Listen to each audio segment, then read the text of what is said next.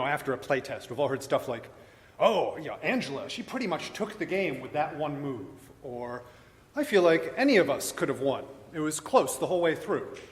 Or, the final scoring, it seemed to overwhelm anything else I did. All of these sorts of comments describe experiences of a game which arise from the tempo of players progressing towards victory, which is a way of looking at games, a lens that I've been thinking about a lot lately. All the designers I know deal with this and consider it, but nearly always on at least as far as I can tell, a subconscious level. It's not something I've ever heard anybody talk about explicitly. So it's something that I think might maybe benefit from a bit of more formal examination.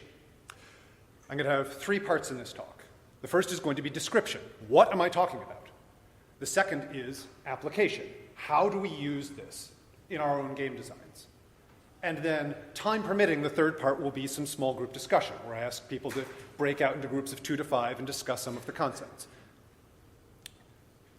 So what do I mean when I say the tempo of progressing towards victory? Victory in a game can be measured many, many different ways, from having the best hand in poker, to being the furthest ahead in a race, to being the last player standing when you're playing Twister. For the purposes of this talk, those vary so wildly. I'm going to call all of these things and abstract them under the notion of progress. Progress is getting more of whatever the game measures to determine who wins, be that victory points, a better poker hand, position in a race, or your opponents falling flat on their butts in a Twister game. That's progress. Tempo is going to be easiest to illustrate with an example. I'm going to start with a very simple example, not an actual game, something with all the complications stripped out, kind of like a frictionless massless pulley in physics. This is the 10 to 12 game. It's a game where every turn you earn 10 to 12 points. The most points wins. That's pretty much it.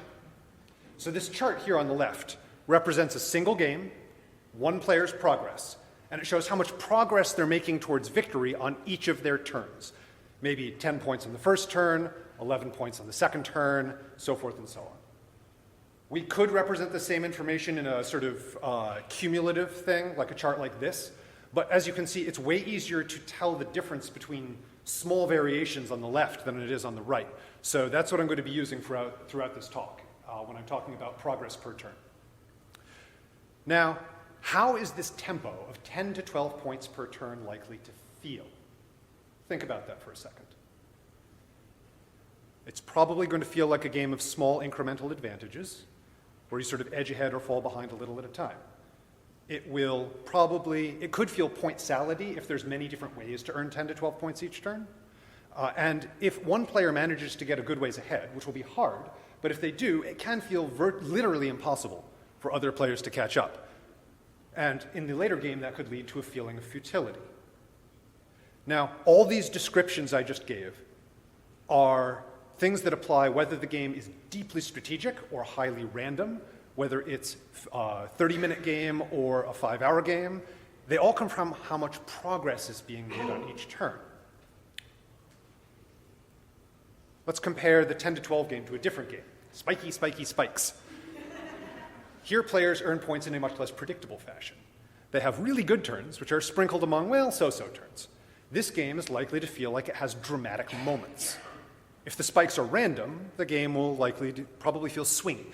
If the spikes are more strategic, then they're going to feel like really crucial points around which the whole game pivots. Again, this is per turn, and it's not saying anything about the real-time tempo. It's not talking about this game lasts 5 minutes or this game lasts 5 hours. This is turn-by-turn tempo.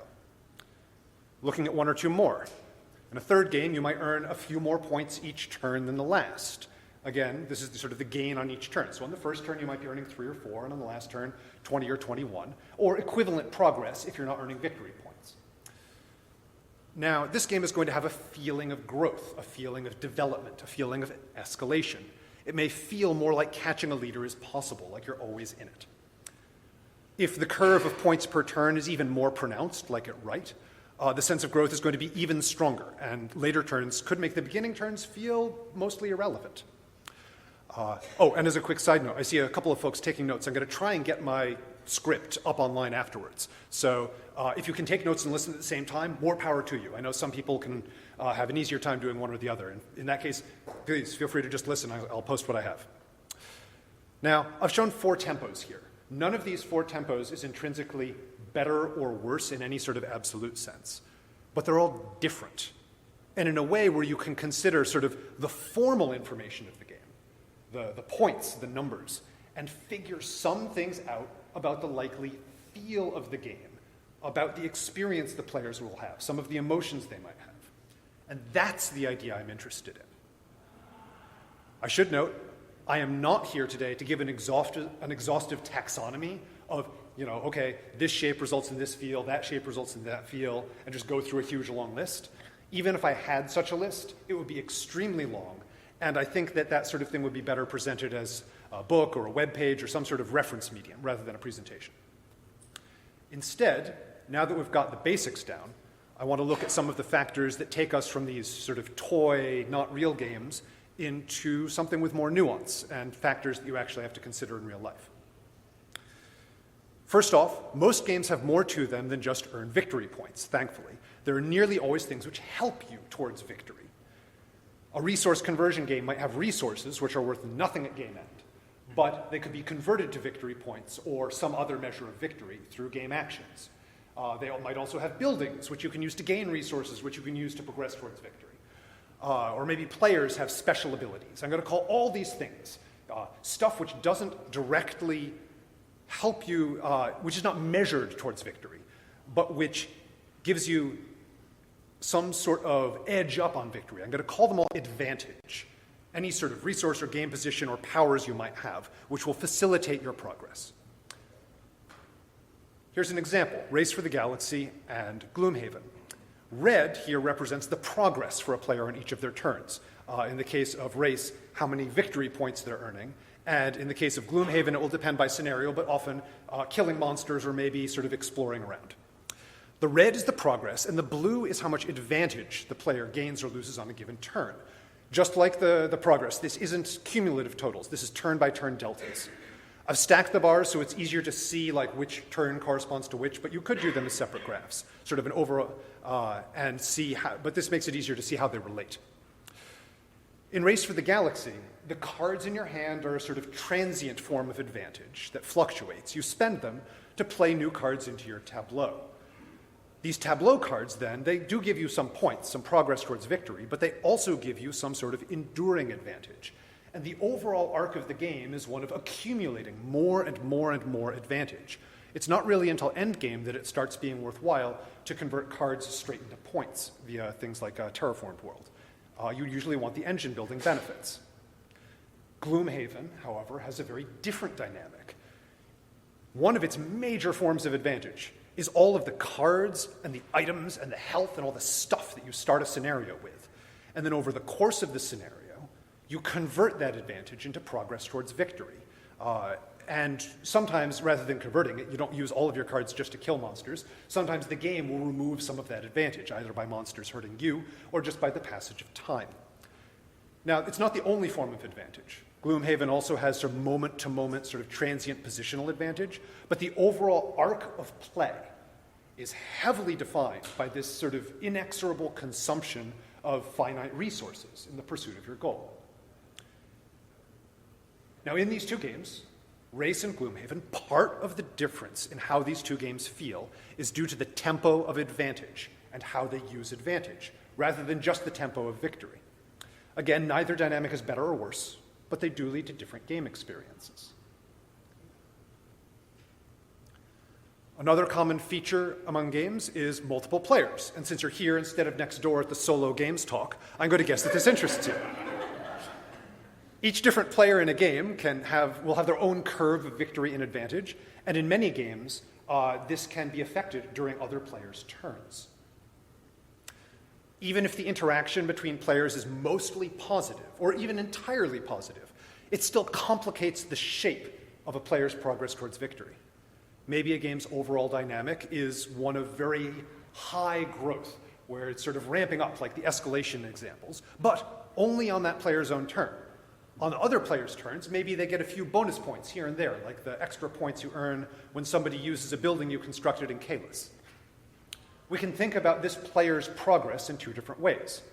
Just on their own turn, in which case you look at the one on the left here, and the shape of that escalating feeling of progress is very clear.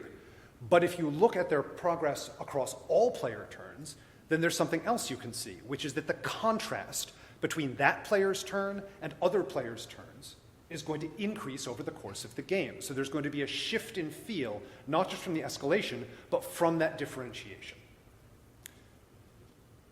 You might also end up with a situation where players in the early game think, oh, I can totally win by leeching points off my opponents, and they will be sorely devastated come endgame, but that's a separate talk.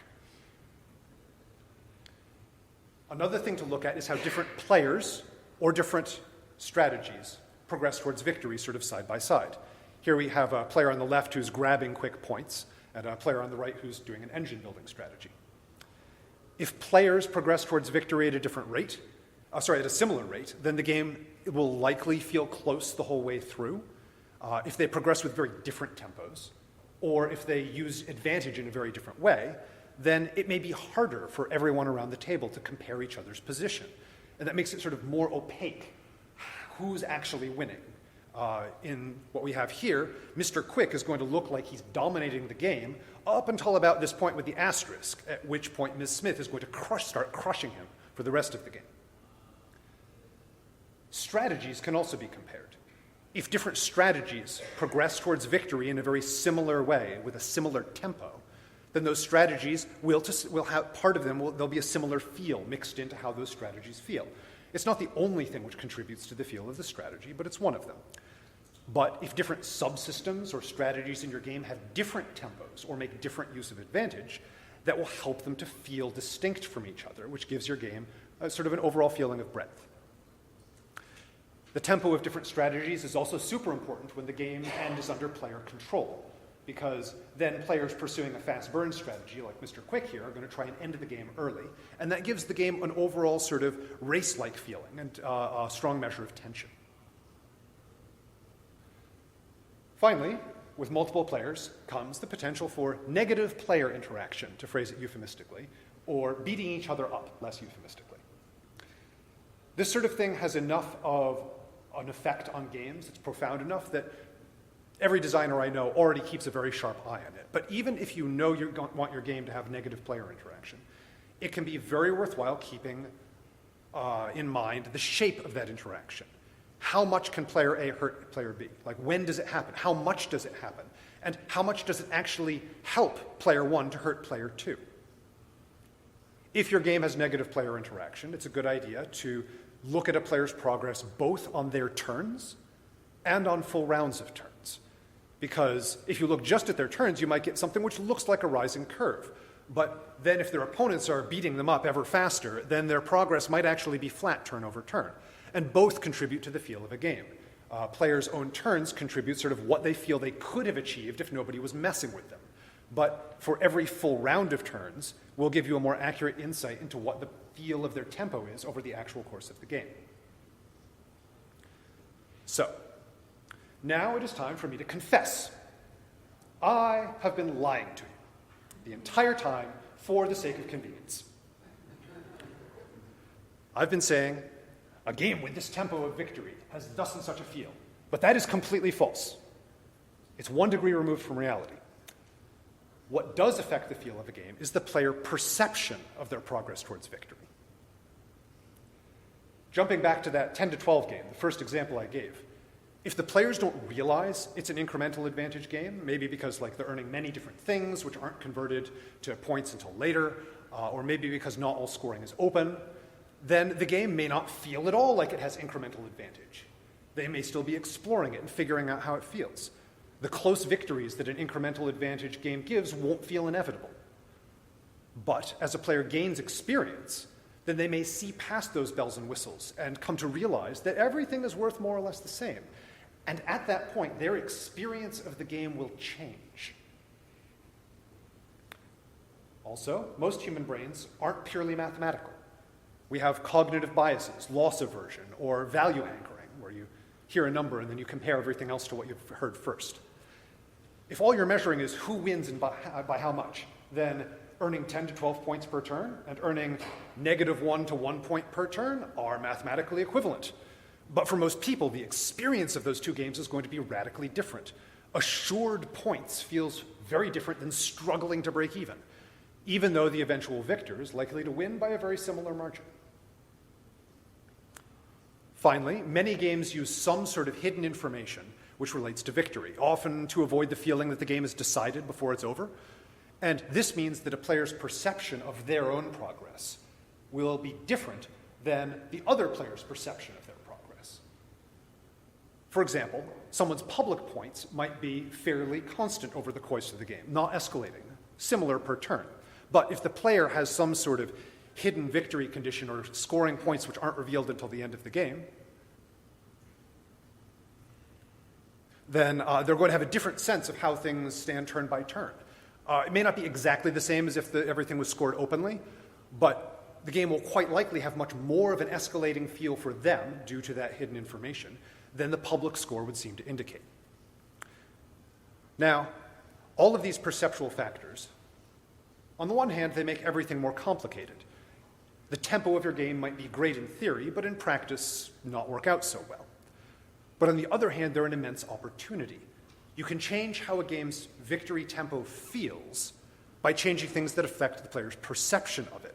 Anything from what information is hidden, to what's scored immediately versus delayed, or to the zones of play where you put information or how much attention you draw to certain information.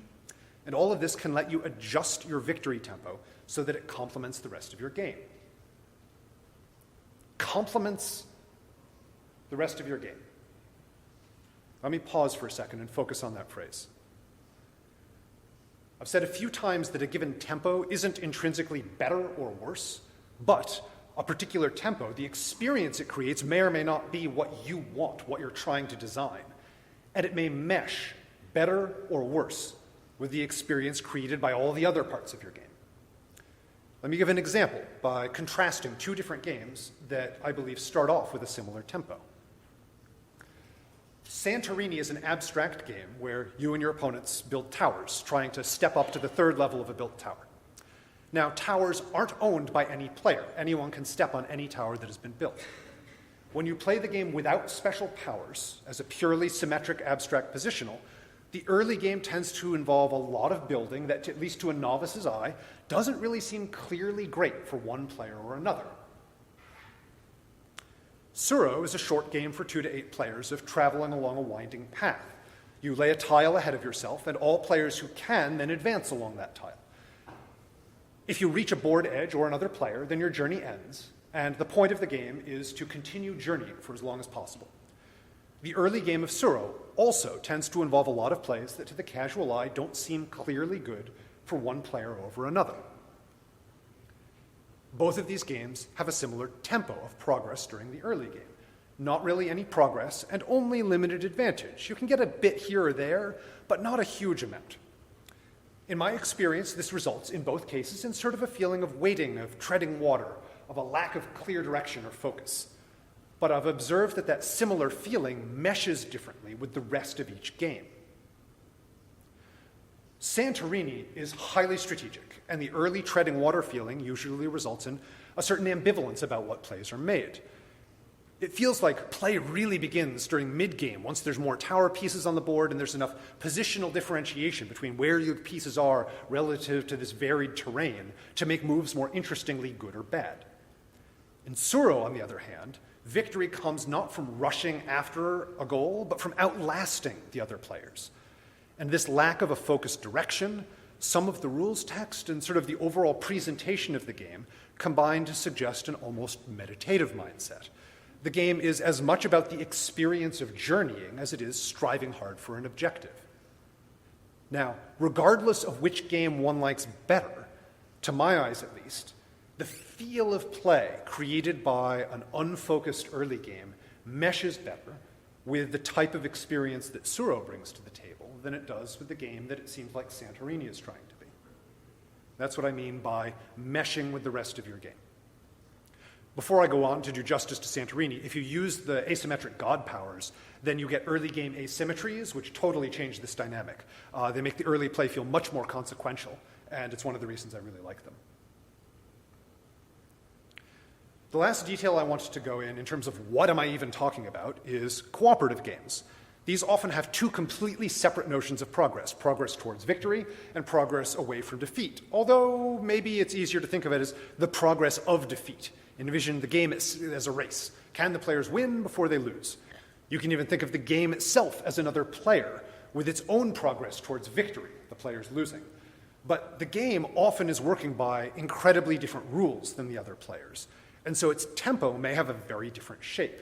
In a game like Escape Curse of the Lost Temple, you're losing on a certain amount of time. That's 1 second per second flat progression, inexorable, which is very different than the spiky progress that the players make.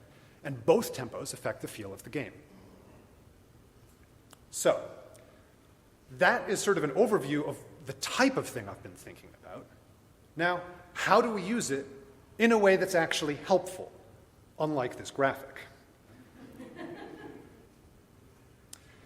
Well, there's the very straightforward way. You use it in sort of a data-driven path for a prototype of yours.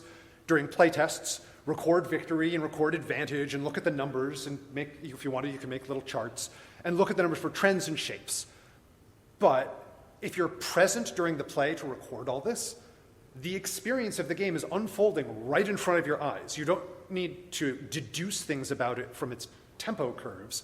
You can just watch and look at it. Also, depending on your game, like some games, it's easy to note down how much progress people make each turn. If you have a victory point game with a victory point track, you just jot down a few numbers. But in other games, you need to add up a bunch of stuff. Like if you're trying to record the score in Agricola every turn, it's going to be a hassle.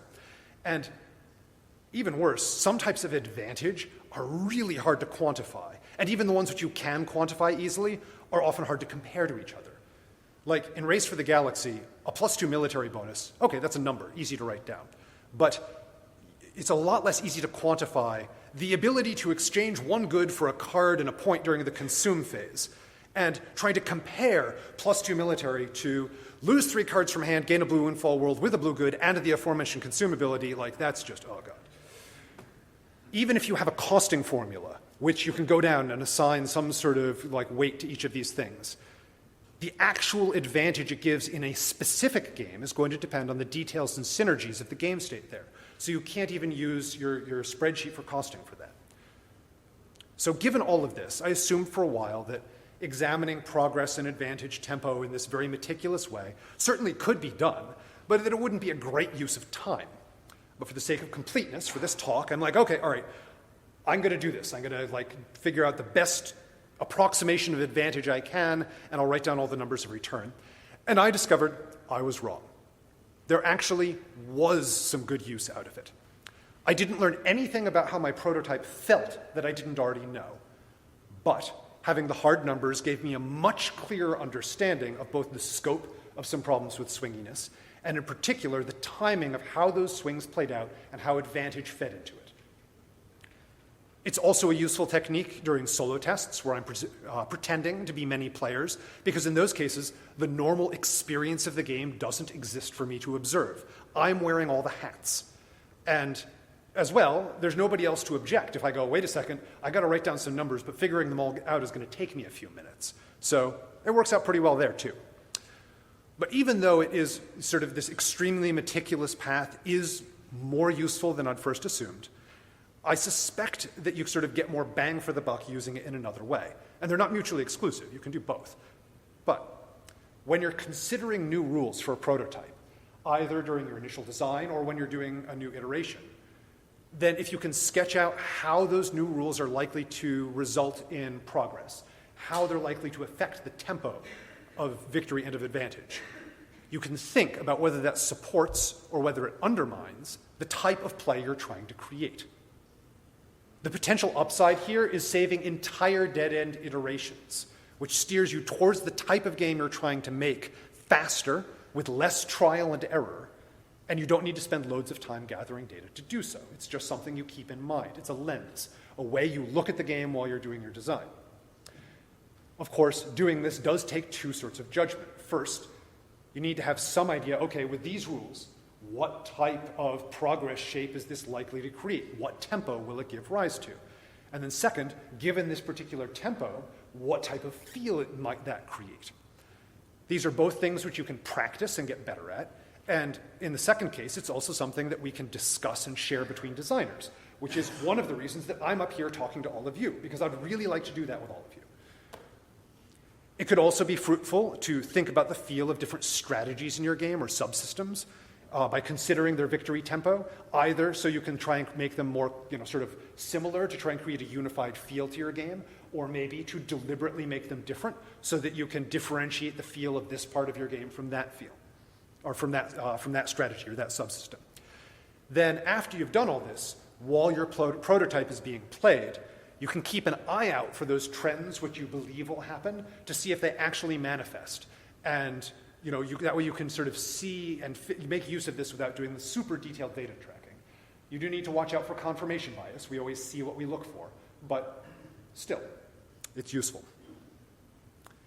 When you're looking for patterns while things are being played, the two things I'm sure are worth looking for are spikes on the left and shapes on the right. Spikes are when a player has a sudden brief jump or plunge in victory or advantage. Noticing them for victory is generally pretty easy unless your scoring is super opaque. Noticing spikes in advantage can be a lot harder. But the good news is, as the game's designer, you are the best person to be able to notice it, because you'll have some sort of idea of what will tend to feed into giving you advantage for the rest of the game.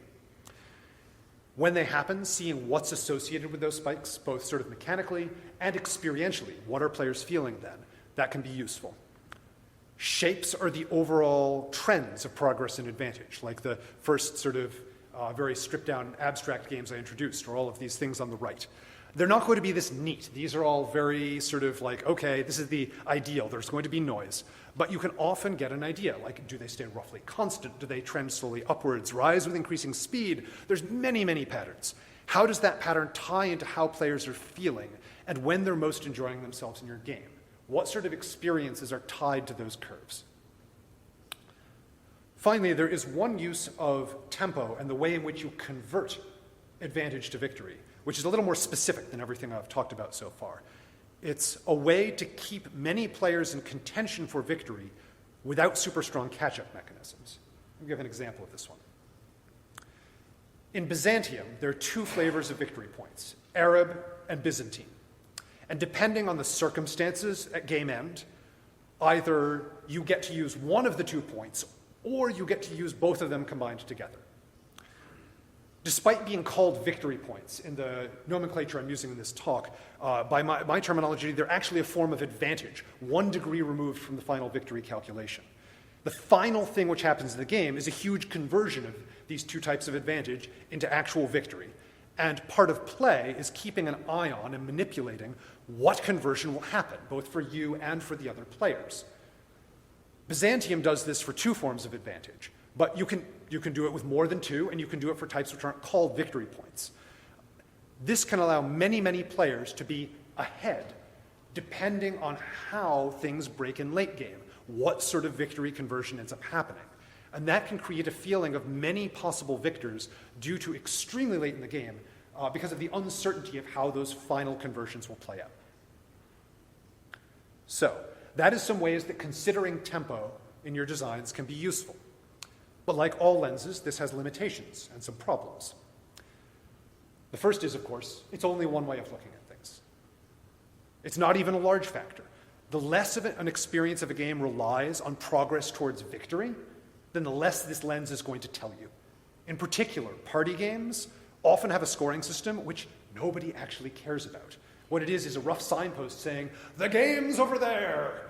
And, people, once you're actually in play, nobody's really paying that much attention to it, so the tempo of victory is not going to inform the feel of the game much at all.